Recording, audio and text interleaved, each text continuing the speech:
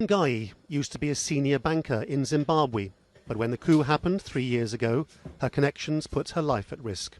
She was forced to flee the country with her children and claimed asylum in England. She now lives in a small flat, isn't allowed to work, and is provided with the equivalent of $43 a week to feed and clothe herself and her kids. That money is not enough to buy clothes. It's not enough it can be enough maybe to buy food, but it's also difficult for you to meet other needs like buying clothes.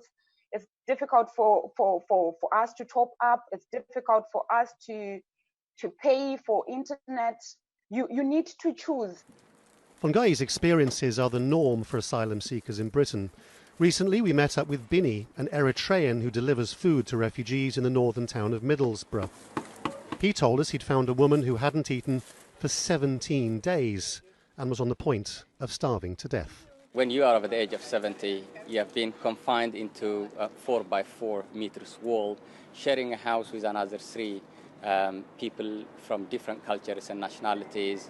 On top of that, you have got arthritis, health conditions, diabetes, and all sorts of things. You need someone to talk to you because that have a great impact into your mental health. Opposition politicians have been pressing the government to increase the weekly amount of money asylum seekers get during the lockdown. And last week, there was a rise of the equivalent of about $3 a week.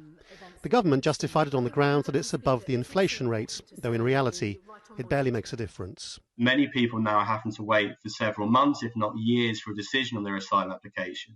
And so could be living on what is now £39.60 a week for a long time, and the impact of that over time and just how hard it can be for people not to be able to save up, to afford to buy clothes for the winter or to replace basic cooking utensils really adds up over time, and we don't think that's something which the government has ever really taken into consideration.